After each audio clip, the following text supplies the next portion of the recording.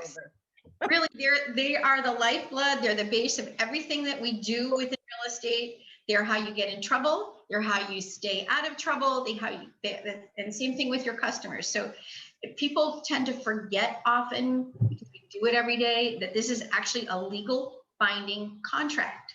It's obligating parties to do something, and we are not part of that contract.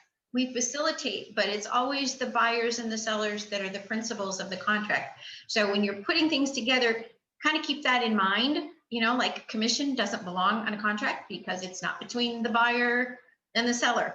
Just some tiny little cleanup things like that. Now, I know we've got various years and experience here. So who has been using one contract more than the other? Do you like one more than the other? And I should preface that with there's 3 contracts in our area. There's the standard residential contract for sale and purchase, and there's the as-is residential contract for sale and purchase.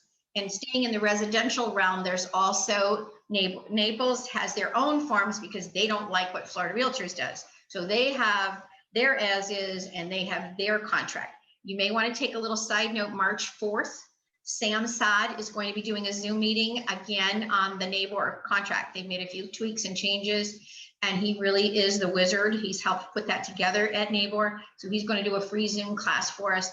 And I really encourage everybody to attend that one and bring your questions that you might have. So we're talking. Any idea what time? Joanna's on the phone over there. I think it's going to be in the morning, probably from like 10 to 11 or something. But we'll send that out there. We just firmed it up yesterday, so we can do that. Now, so we're focusing today mostly on the residential form. If you do sell vacant land, there is a separate vacant land contract. The law still is going to be the same, but we're not going to go over the vacant land contract today. And there is a boilerplate commercial contract for those of you who practice commercial, which are none of you on the screen, because that's another thing we're going to cover coming up about, are you a generalist or a specialist? But those are the contracts that come pre-printed from Florida Realtors, and we as realtors are not attorneys, so we can fill in the blanks. We don't write contracts. We don't start putting in our own little thoughts and things in there unless you want to go to law school and you've got a law degree and you are practicing law in Florida. All right, all those little waggy fingers at it. So you've got contracts.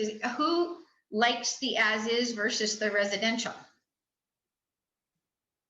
As-is is the only one I've used. And jump in. Okay, yeah, jump in. You can take your thing off mute. And let's just roll with it. So as-is the only one. Is that because somebody told you to do that? Yeah, in the beginning, yes, that was the only one I was familiar with. Okay, good. I'm moving to a different room. I mean, the as-is really has been around maybe the last 10 to 15 years. It really started coming up in Florida when we started having lots of short sales and lots of foreclosures, and banks did not want to be responsible for any condition of the property. So the as-is really started coming into play a lot more. And that's primarily what most people are using now is the as-is contract. There's good things to it and there's bad things to it, I guess. So that's kind of what we're going to talk about that. The other thing, when we're talking about as-is, the main reason we're talking about as-is, that's the condition of the property, right? So Florida law, and I'm going to go back to Florida law, and I'm just going to read it. So Florida law requires a seller of a home to disclose to the buyer all known facts that materially affect the value of the property being sold and that are not readily observable or known. So if you're in the flight path going to Fort Lauderdale Airport, I think that's readily observable. You know, if you're on a busy street or if there's a wall at the end of the homeowners association, those are all readily observable kind of things. If the burrowing owl decided to put his home in your front yard, right? Not a materially defect, but it's something that's observable. So when you're talking about defects and you're showing properties or you're getting ready to list, think about what you can see and what you can't see. That's all the seller is required to do within Florida law. They are not required by Florida law to do it in writing, which is where the slippery slope can start. There is a property, and I think Joanna can bring it up, the seller's property disclosure. It's a Jones and Company Realty requirement that when you list a property, oh, we got the as-is. We're going to look for the property disclosure. Okay. We require that on every property that you list for a lot of reasons. And one of the largest ones is it focuses the seller on his property. Because you can live in a house for 30 years and you never open your bedroom window, so you forget that the lock doesn't work and it doesn't open and close, right? But we have them fill out this property disclosure, then you have a better idea as a listing agent what the condition is. The seller now can focus on it, and you can have conversations about, should we fix something? Is it going to affect the value in today's market? Is it something that you need to disclose? Has anybody really taken the time to read this and look at it? I haven't seen it. Who drafted it? This is put together by the Florida Realtors. Okay. And So they revised it. it's not required by Florida law, but this is something that's commonly used. That's great. Yes. Well, and it's surprising that so many companies don't use it. And Yeah. our idea is we want to protect you, the agent, as much as possible. And of course, the customer. Protects everybody. Yeah, but we like to protect ourselves first. Yes. So, and that's the idea. But this covers everything from roofs and pools and hot tubs, termites, environmental. We recently had radon come up the other day. And if the sellers don't know, there's this lovely little, right there, a whole column, don't know. You know, oh, I just inherited the house. My mother's lived in it. I've never touched it. Fill it out. Just put don't know. And while they're going through some of the things, they might remember something. Oh yeah, my mom used to have a propane gas tank buried in the yard to heat the pool, right? Okay, that's something that should be disclosed, I would think, right? So it also does. There's a notice to the buyer on the top of it, which also says, and I'm just going to skip down the important line, which is on 4. Seller can disclose only what they actually know. The seller may not know about all material or significant items. For instance, a seller is going to buy a house. How would he know that the house built in 1973 had aluminum wiring? You know, it's not something he's normally going to see. So it gives the seller a little bit of protection in there as well. But make the seller go through this. And again, we're not part of the contract, so we don't fill it out. We always make sure the seller fills it out. I know this sounds bad, but don't fill it out. Leave it when you're at your listing appointment, leave it, because you want him to take 2 to 3 hours, you know, whatever it takes to get this filled out exactly the way it needs to be. Then when you come back and you bring some wonderful color flyers and all of this, or to take photos, you can pick it up from the seller, and then you're going to upload this into the multiple listing service. That, again, it's to give public notice to all the agents of what the property is. It's giving the seller a lot of protection. And when the agents look at the price of the house, then they know why the price was adjusted that way. The seller's property disclosure isn't making the sellers fix stuff. It's just requiring them to disclose. So, any questions on the seller's property disclosure? Okay. Now, We were just discussing some of it. oh, good. Well, on the buyer's side now, when you have the buyer and you write up your contract, write in on the additional terms and conditions, which is on page 11. Ask the seller to provide, if it's not already in the MLS, you have every right to ask the seller to provide a seller's property disclosure statement, you know, like within 3 days of written acceptance. The seller might refuse to do that. Some sellers don't want to fill it out. We can't legally make them do it. We'd like to, but at least try it in the contract. Like, you know, let your customers know, because the more that there's in writing, the better everybody is and the better everybody knows. A lot of home inspectors are going to ask for this as well too when they go in to do the inspection. Anyway, so we love this form. We haven't had sinkholes, by the way, yet. Yeah. Yay. Thank goodness. Yes. Okay. I'm going to stay with the buyers for a few more minutes too. There's also another form which hopefully I think is an attachment. And Joanna's gonna try to do, oh, it's It's in already the in the chat. chat? Oh, she's so good at all this. There's a buyer's disclosure statement. We're in the process of revising it and bringing it up to date. It's an extra little form that we use. It just highlights some of the important things that buyers need to know about costs involved in purchasing the properties. Like the city of Cape Coral, they're always undergoing assessments, right? That's a major cost. It's not really addressed in the contract, but in the buyer's disclosure, we like to tell them that. So that there's assessments, talking about vacant land. We're in the land of environmental nature and all that. So we have burrowing owls, which are protected. We've got those lovely scrub jays that are protected. You know, we've got bald eagles nests. We have these lovely little tortoises and turtles and all kinds of stuff, which could affect the value of the property. It could affect if the person can build on it or when they can build on it and all of that. And a lot of people new to Florida have never heard of a scrub jay, or they have no idea that the burrowing owls in Cape Coral, which has the largest population in the world, by the way, Sue, are there. And when they're living on your property, you might not be able to build under certain circumstances. So the disclosure has things like that in there.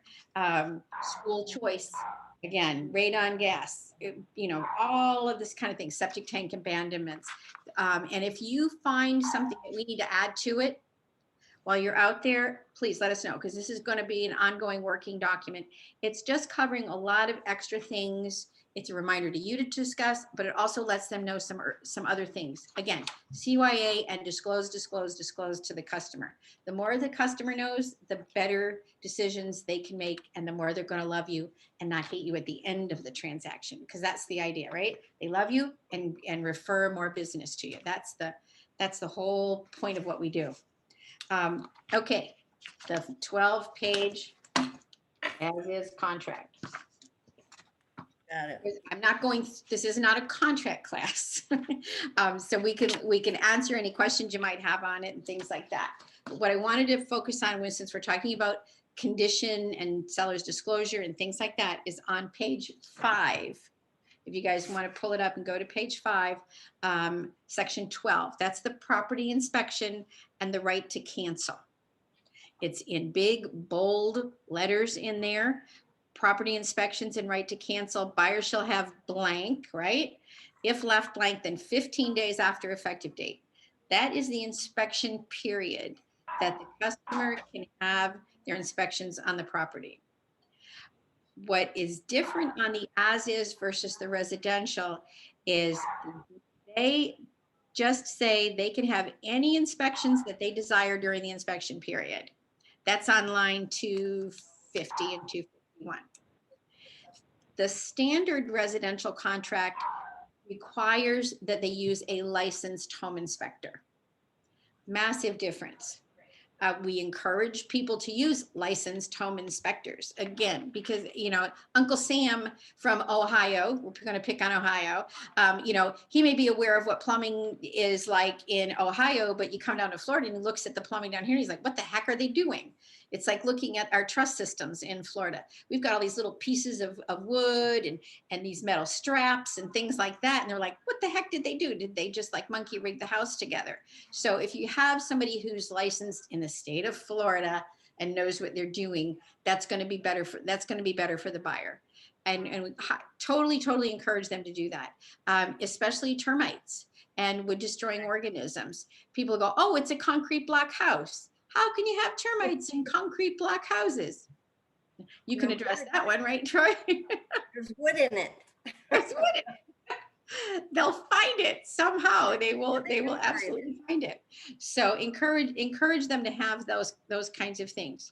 So on line 251, if buyer determines in buyer's sole discretion, those are the ugly words, sole discretion, that the property is not acceptable to the buyer may terminate the contract by delivering written notice. Sole discretion. They can change their mind for any reason at all. So this paragraph actually gives them a free look. That's basically all it is. You take the house out for a test drive for up to 15 days, and you can cancel for any reason at all. You do not have to provide any documentation, any reasoning to the seller as to why you're canceling it. Can The I, only paperwork you're gonna need is that cancelization and release of deposit if there is one. That form you have to have. The title companies aren't gonna release any monies unless they have a written agreement between buyer and seller to release any kind of escrows. right. Do you usually give people 15 days? I mean, FYI, in New York, we give them 5 days to do any inspection you want, make up your mind, because otherwise, to your point, it's a free look for more than 2 weeks. It's totally negotiable. And we like to do shorter periods. I totally agree with you. And I love 7 days. But before you put that in, call 2 of your favorite home inspectors and find Right. out how far out they are. Yeah, That's that seems to be the biggest Yeah. problem that we have right now. So I would probably start it off with leaving it blank for 15 days. They can also put in 0. Your buyer doesn't have to have any inspections at all, and there are buyers who have gone through a house, they've looked at it and they feel confident enough that they're okay. They've looked at the seller's property disclosure statement and they're like, okay, they put 0 in. That's a happy dance for all of us. Then we don't have to worry about that. yeah. Um, That's the new thing that's happening up north with all the competition. People are waiving inspections, going in with clean offers. Yeah, it really just depends on how confident your customer is. Right, right. I would have that, you could have that discussion with them and find out, how they feel about it, what they do. It does talk about it now in that 15 days, when we're talking about a free look and canceling, obviously, most of us don't want to cancel the deal. We look at this more as an opportunity to negotiate. So the buyer gets through there and all of a sudden they see that, there's other houses on the market and maybe this is our opportunity to ding the seller. We went in at a higher price just to get the deal. Now we're going to put the squeeze on the seller and see if we can get him to reduce the price, right? You need to have a reason, like the air conditioner isn't working anymore. When you looked at the house, and usually the biggest one we have is, oh, the roof is bad. It's 18 years old. Okay. When you looked at the house and you saw it, did you not see the roof on top of the house? Was that not readily observable? Those are some of the things that we've seen come up. So all of a sudden, well, we have to replace the roof. So now we want a $10,000 credit from the seller. Well, seller may or may not agree with it. I think what part of this is you counseling your customers. Let's look for things that are really important to us, like when they're doing the home inspection and they find out that the air conditioning handler is rotting out on the base and it really needs to be replaced. That's something that you really might want to negotiate on. The fact that you don't like the pink kitchen that you saw when you wrote the offer, it maybe isn't going to be something that the seller is going to be willing to negotiate on. So kind of keep your buyers in the lane of asking for reasonable things from the seller if we're going to negotiate. All these negotiations have to be done within that inspection period. And sometimes that's why we want a little bit longer time so that we can go back and forth and get the negotiations done. Anybody have any wonderful horror stories they want to share or great good luck stories that they've had from trying to negotiate? And I think a lot of it is attitude too. If the buyer's like, fix this or we're canceling, then the seller may get bad too and just close their arms and say, okay, fine, just go away. There's other buyers out there. So all of that is just part of the negotiating strategies when you're doing it. But you want to make sure you negotiate within that inspection period. And when we're talking about negotiating, we are not talking about text negotiating. We are not talking about email negotiating. We are not talking about phone negotiating. Whatever you guys do by text or email or phone, reduce it down into writing, into an addendum that is signed by the customer. I know that sounds so silly, doesn't it? Seller and buyer agree to do this, texting, and then all of a sudden, oh, I forgot. I didn't remember that. I don't see it. Get it in writing and present it over. Keep in mind, while it's an addendum to the contract, the original contract stays in place. that is effective. You haven't changed the contract. If neither party comes to an agreement on that addendum doesn't stand. It doesn't exist legally. So you have you're going back to the original contract terms and conditions, and then the contract moves forward. And that's covered in that 12A as well, right? On 258. Unless the buyer exercises the right to terminate, buyer accepts the physical condition. So you work with the addendum, you negotiate that part out.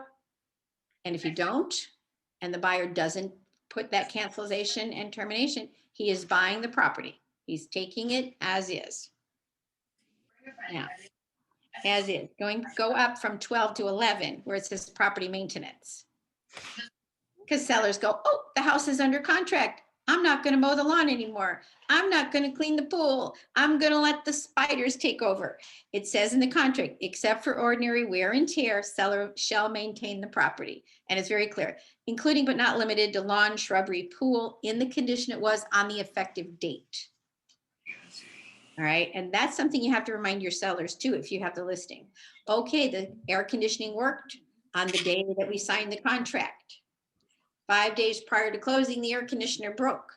Seller says, well, I sold it as is. I don't have to fix squat. Was the air conditioning working the day he wrote the contract? That's what you've got to bring him back to. And I've seen a lot of problems like that because the sellers just stop. They just don't want to do anything anymore. There is wording in 12A as well. When you have an inspector, if they cut a hole like in the walls to check the plumbing or something, they're required to put it back the way it's supposed to. I know, silliness, but put it in there. The other thing that we have with customers, and I think we're finding it with agents who are newer in the business and who don't know this, is you walk through your property, you make your offer, and then you're allowed back in the property for the inspections, right? You can either be at the inspections or not. You're allowed in then, and then the next time that your customer should walk through that property is covered in 12B. It's a walkthrough, inspection, and re-inspection.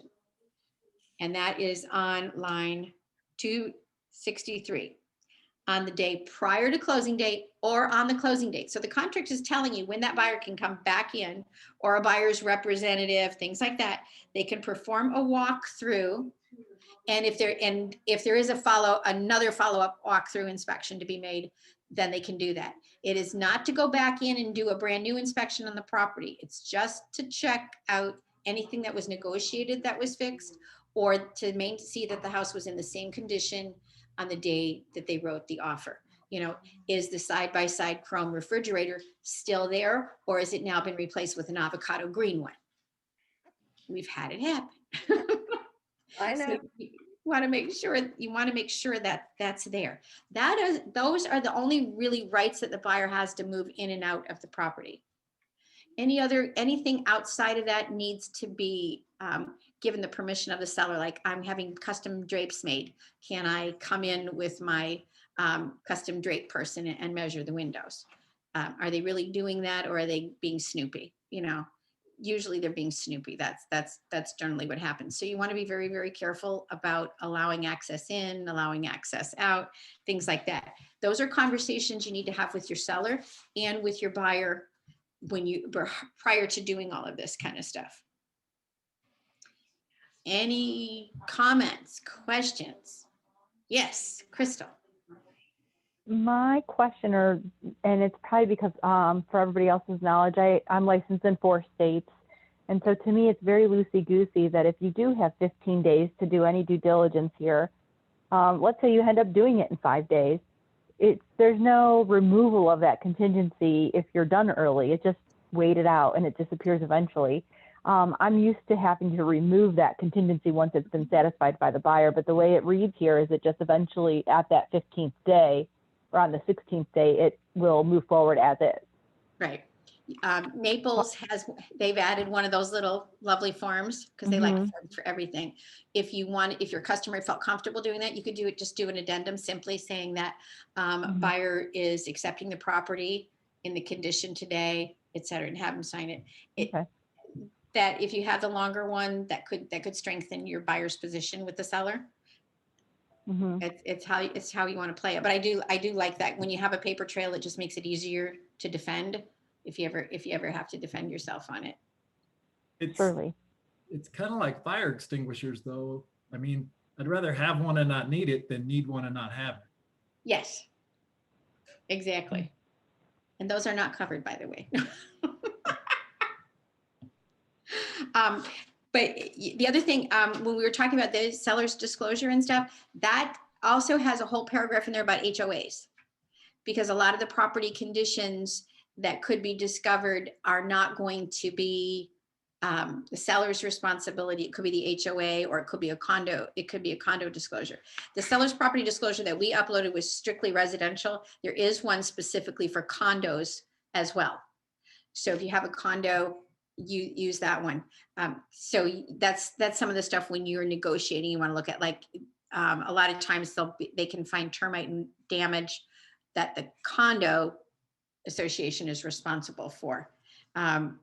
All you can really do on something like that is just bring it to the attention of the seller, make sure that they're aware of it, bring it to the condo association.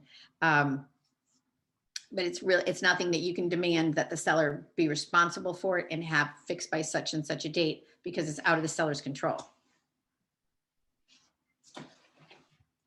And you sell a lot, you're selling a lot in Kelly Green's, I know Tim's on the phone or something, right? You're selling a lot in a homeowners association.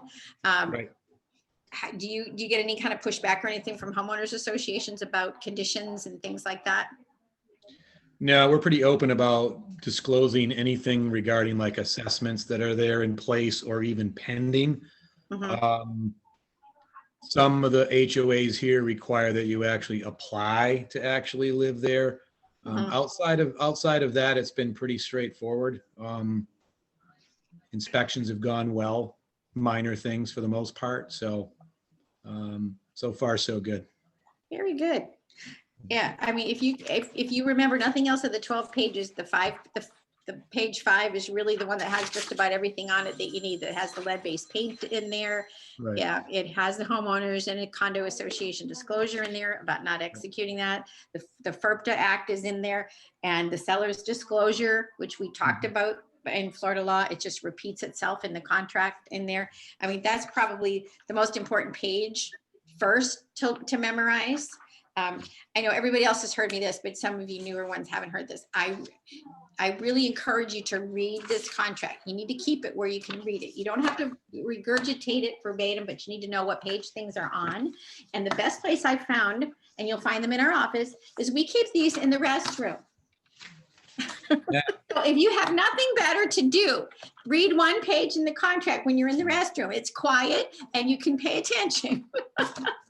We're a little strange here, but there's 12 pages in there, and there's a lot of stuff in there that can get you tripped up and can protect you and make your life easier. And your customers really depend on you for knowing what's in here. So being able to discuss the as is, knowing those other additional forms that go along with it, Right. that's going to start your process with both your buyers and your sellers, the relationship. It's all going to be really, really good in there. Right, JJ, real yes. quick. So, part of that condominium rider, Yes. okay, so you'll have a master fees that are going on, and there's a master HOA, if you will, and then there's the local. We actually, part of that rider, we check off the box that, the buyers would request all the documents for that homeowners association, so that in fact they get the financials, any restrictive covenants, things like that, so that the buyers are made aware in advance that says you can't have a dog more than 40 pounds. There's a perfect example, right? So, yeah. Lewis's and I work together quite close. They've been great to help out. So they're super people, and they've helped out quite a bit, get me going here. So. Very good. Candy, did you have something? Yeah, a couple of things. The first one is back to Crystal's question. If you do have the 15 days, you get done in 7, can you just use a blank addendum to make that shorten and just get both sides to agree with it and then send it over to the title company? That's all. Yeah, that's all you have to do. That's basically, or the buyers can even just send a note, to just send a letter saying we're satisfied with the home inspections, according to paragraph 12, and we accept the property in its condition. And that would stop that clock. It doesn't change any of the other time things that are going on within the contract as far as applications and that kind of stuff. Okay, so that answers that question. The other question is, I think is going to start rearing, it probably already has for some people, rearing its head, is this insurance situation. And that, you know, they're only insuring for half-life of a roof now. Mhm. What do we need to do to protect that? I know there's a clause in there for insurance, but what do we do now with such a tight market if someone needs to make sure that they can? Yeah, the insurance contingency rider is is a really, really good way to protect everybody, because that seems to be causing us more problems than anything else. You get buyers and sellers agreeing on everything. They agree to the condition. And I mean, a roof can be 16 years old and look fantastic, but you're going to get dinged by the insurance company. Some insurance companies won't even insure it at 16 years, which is kind of crazy, right? But yeah, that way you've got some time in there for your customer to shop it and look for insurances. Almost everything can be insured. It's just going to be how much you're going to pay for it. Like this wonderful Federal Pacific. There's companies out there that are going to write the insurance. I got a bid on this dinky little house built 1977, right?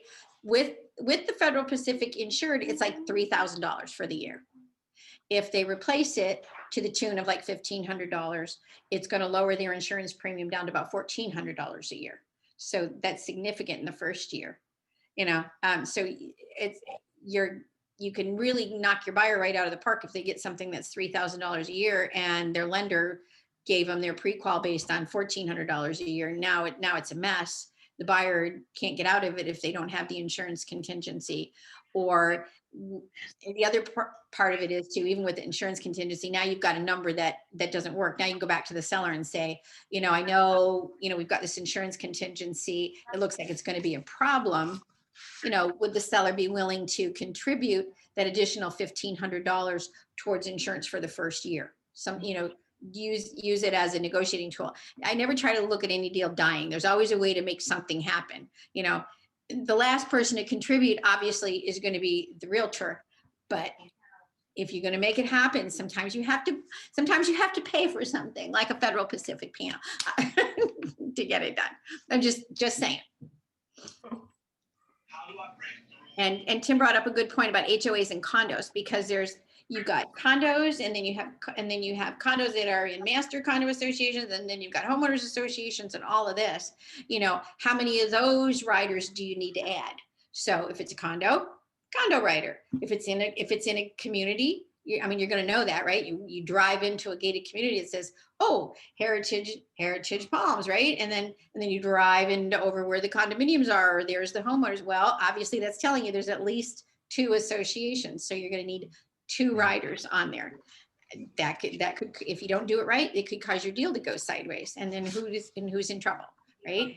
What I have also done with listings, it's harder to do as when you're representing a buyer, but with my listings, I usually put together a binder that has all of that sort of documentation.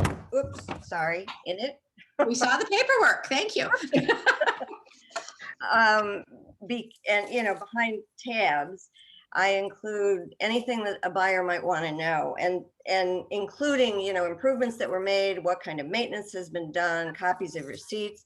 It tends to make inspections go quicker, and buyers get comfortable faster. Absolutely, yeah, because you've got so many new agents out there that don't know what they're doing. They really honestly don't know that everybody who's calling, we're seeing that. If you can do anything to make the buyer's job easier and get your listing sold, the better.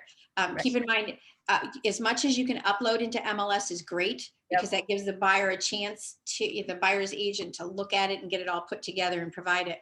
But it is kind of cool if they walk into a house and there's a little binder that says, you know, welcome to your new residence at such and such. I usually put the flyer that I've made for any particular listing in the front cover, right? Mm-hmm. So that's sort of the cover of the book, and then they go through and have anything they could want to know. And it's great. I mean, that's really a great way to do that. Especially if houses have been remediated for anything like defective drywall, or if they've had major renovations done. Those are good things to share Always with a your favorite. customer as well, so that they know. That's all I really have today. I see Betsy's here from Minnesota. How's the weather up there? Oh, she's still on mute. I'm in Florida. Oh, you're back here. Oh, well, there you go. Well, I know the weather's wonderful today in Florida. It's beautiful. This is, you all need to be getting out on the beach or sitting by your pool or finding a great palm tree and do a short little video and saying, wow, you know, this is just a horrible life that we have here, you know, or we miss you. Come and, you know, come and join us. This is the best day to market in the world. Oh my God. I love snowstorms. Absolutely. Right. Can I somehow get a copy of all of these various forms? I was able to find the as-is sale contract online, but the addendums and the disclosures and stuff, is it possible for me to just get them emailed to me? Maybe, or you could just sign your contract and then we'll give you access to app files. Yeah, all the Florida forms are in app files. They are also in Florida Realtors. If you go in there to use Form Simplicity, we've got all the Naples forms as well.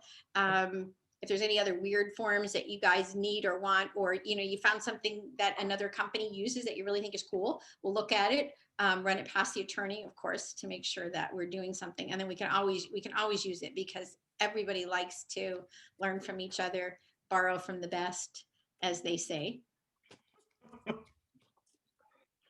And I see Miranda's on her iPhone. I hope that you were able to get good transmission with it, Miranda.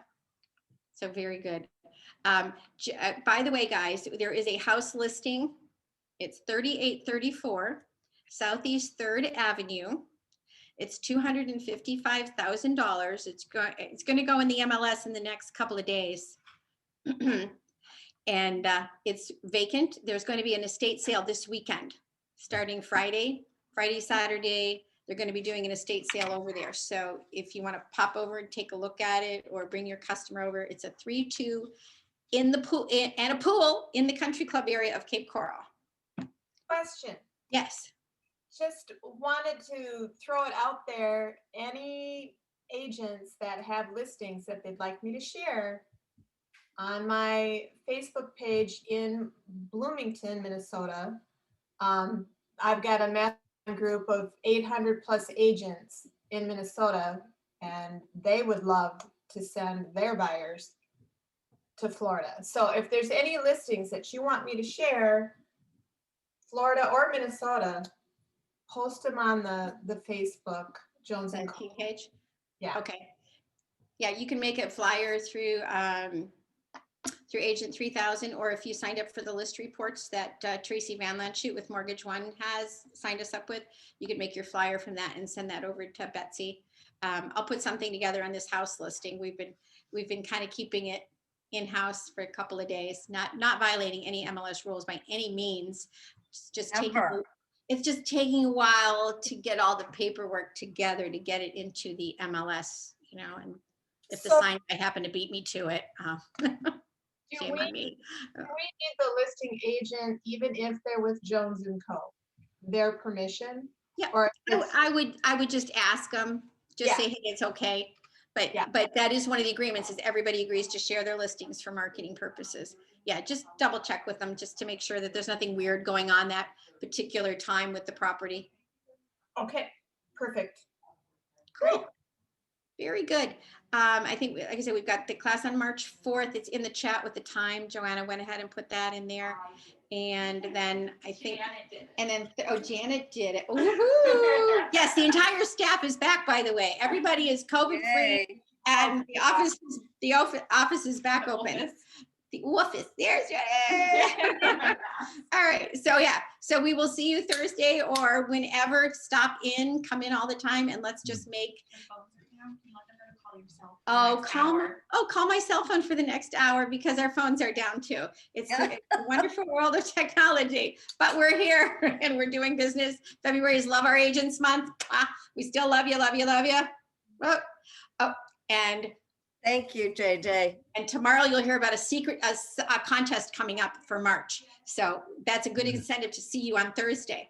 And I'm going to hit the end button. I hope I can do it right. I got you. Oh, there she goes. Have a great day, everybody. Thank you. Bye. Yeah.